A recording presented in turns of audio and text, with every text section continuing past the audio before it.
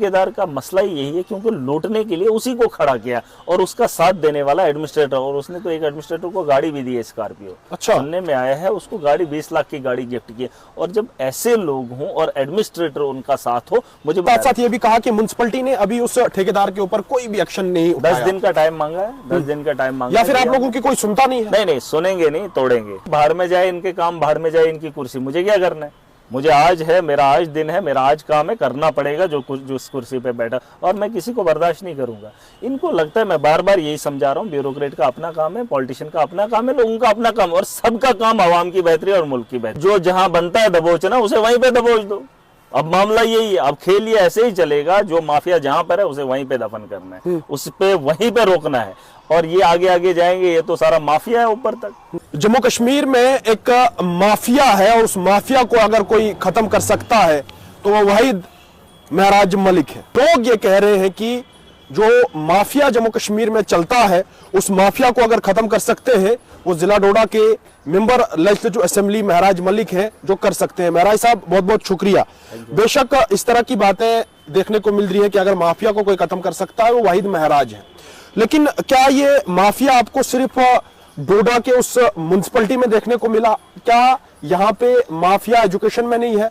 क्या mafia health में नहीं है? क्या बाकी चीजों में माफिया आप लोगों को देखने को नहीं मिल रहा है? बात हुई है, अड्डे से शुरुआत हुई है, लॉरी अड्डे से शुरुआत हुई है। ऐसा नहीं है कि माफिया सिर्फ इसमें है, माफिया जगह जगह है, और ये ऐसा भी नहीं है कि खिताई चनाब में है।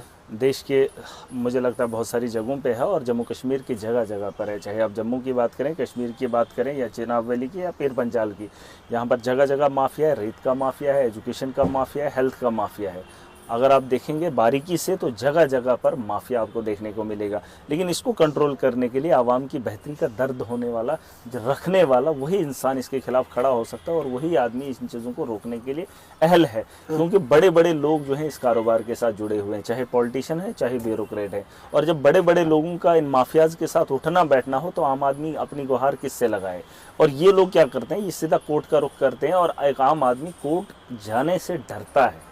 और इन लोगों को रोकने के लिए जिस तर्ज पे वो लोग आते हैं, उस तर्ज पे आवाम को खड़ा होना पड़ेगा, और इस माफिया को रोकने का एक अहम रोल अदा करेंगे। और मैं आपको ये जहां देखने को मिला कि आप डायरेक्ट ठेकेदार के खिलाफ खड़े हो गए, आप एडमिनिस्ट्रेशन को इस बात की जो है वो भनक दे देते हैं कि जनाब यहाँ पे ऐसा चल रहा है, लेकिन ठेकेदार का क्या उधर कसूर है? मैं सबसे पहले ये समझना चाहूंगा, ठेकेदार ने कॉन्ट्रैक्ट लिया, ठेकेदार ने म्युनिसिपैलिटी से कॉन्ट्रैक्ट लिया, वो कॉन्ट्रैक्ट के हिसाब से काम कर रहा है। देखिए, उस आदमी ने कॉन्ट्रैक्ट आज से पहले भी लिया है 17 से, और लगातार जब उसने कॉन्ट्रैक्ट लिया है, और लाइबिलिटी उसको लाखों की है, और और एक ही फैमिली ने कई बार कॉन्ट्रैक्ट उठाया, और जो भी डिफॉल्टर रहा है, ब्लैक लिस्टेड हुआ है, उसके पास लाइबिलिटी लाखों की है, और उसने वो दिया नहीं, और उसी एक ही फैमिली से, और एक ही फैमिली ने वो ठेका लेके रखा है, और उस पर सरकार, वहाँ की गवर्नमेंट जो है, वहाँ पे वो जो म्युनिसिपैलिटी के लोग हैं उस पर कार्रवाई नहीं कर रहे हैं। और इवन कि आज की डेट में जो मामला पेश आया, उसमें वो एक कानून बनाया है, म्युनिसिपैलिटी के लोगों ने खुद लिखा है उसमें कि अगर एक्स्ट्रा चार्ज ये करेगा, तो उसको पर जब चार्ज करेगा किसी भी एक आदमी को या किसी एक गाड़ी को, तो उसको 5,000 पेनल्टी पड़ेगी।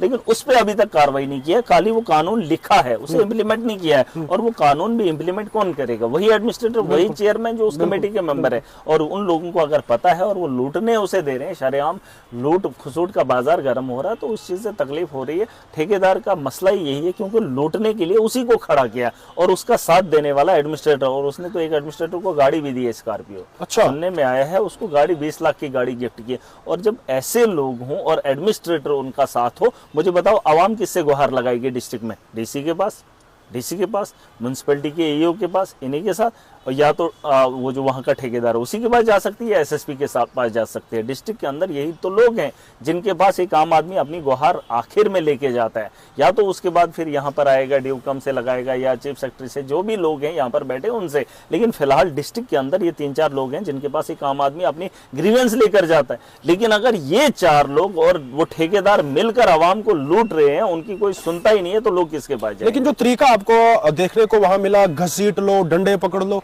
ये तरीका मुझे लगता है अच्छा नहीं। वो इसलिए है क्योंकि ड्राइवर जब नहीं देना चाहता है तो उसे बताया जाता है गाड़ी से चाबी निकाल लो, गाड़ी साइड लगाओ।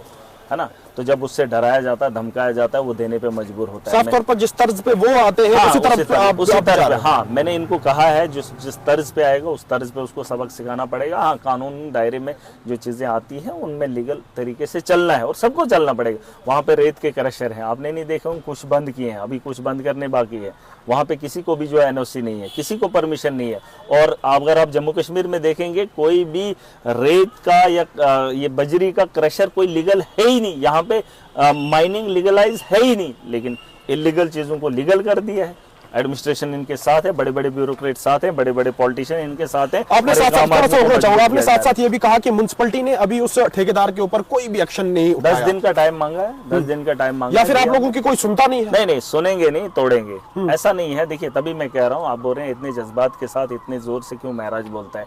जब वो सुनने वाला उसी की सुनता है तो तकलीफ होती है। वही मैं कह रहा हूँ कि मैं बार बार कह रहा हूँ, एक कमेटी बनाई गई है 5 लोगों की, उसमें ये सिर्फ तय करना है कि 25 ले रहा था, अब 15 की पर्ची बनाई, ये क्या है। और 10 महीने से एक आदमी लूट रहा है और उसको बोल रहे हैं, और वो बोल रहा है कि मैं फिर लूंगा। 10 महीने लूटा, अब वो उनकी नाक के सामने फिर लूटेगा, लेकिन एडमिनिस्ट्रेटर उसको जुर्रत आ रही है।